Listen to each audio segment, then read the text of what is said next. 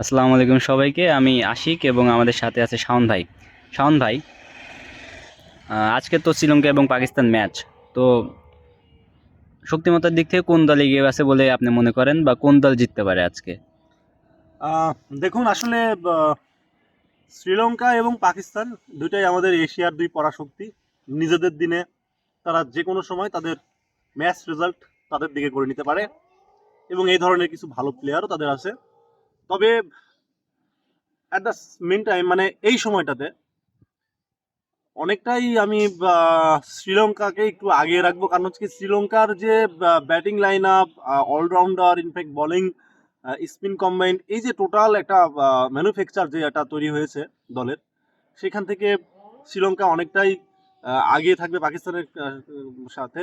পাকিস্তান একটা জিনিস খেয়াল করে দেখবেন, লাস্ট কিছুদিন হলো পাকিস্তান তাদের যে সিরিজগুলা যাচ্ছিল এবং তাদের যে প্লেয়ারগুলা যে সেট আপ, তারা নতুন করে আসলে কিছু প্লেয়ার দলে ইনক্লুড করছে এবং তাদের কিছু অভিজ্ঞ প্লেয়ারকে দল থেকে সরিয়ে রেখে দিয়েছে। তার এই মানে মেন উদ্দেশ্য হচ্ছে যে তারা এখনো খুঁজে যাচ্ছে যে তাদের আসলে ভালো একটা মানে স্কোয়াড তারা তৈরি করতে পারে কিনা।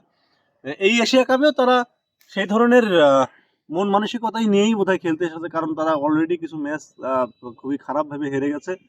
তো আমি আশা করি হয়তো বা পাকিস্তানও এই জায়গা থেকে ব্যাক করতে পারবে। তবে সর্বোপরি কথা হচ্ছে যে আম, আমি এই দুইটা দলের মধ্যে আজকে যে ম্যাচটা, এই ম্যাচটাতে আমি অবশ্যই শ্রীলঙ্কার উইনিং পার্সেন্টটাই বেশি দেখছি।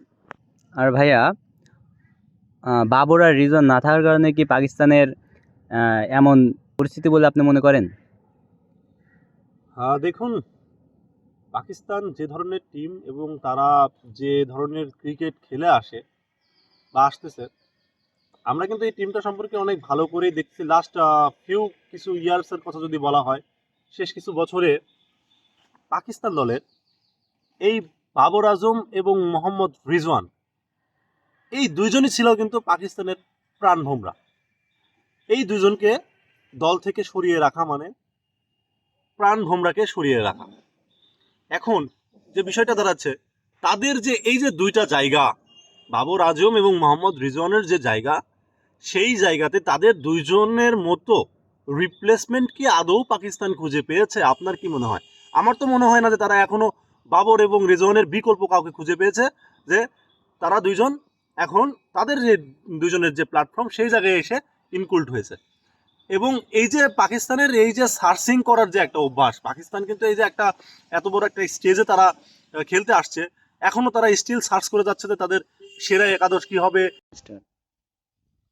তো আসলে দেখেন, আমার নিজের ব্যক্তিগতভাবে মনে হয় যে পাকিস্তান তাদের এই যে প্লেয়ার খোঁজা, সঠিক কোনো সময় না নিয়ে তারা অরিজিনাল সময়ে মানে এখন একটা মুহুর্মুহু অবস্থা, এশিয়া কাপ চলতেছে, তারা এখনো তাদের প্লেয়ারগুলো সেভাবে গোছাচ্ছে।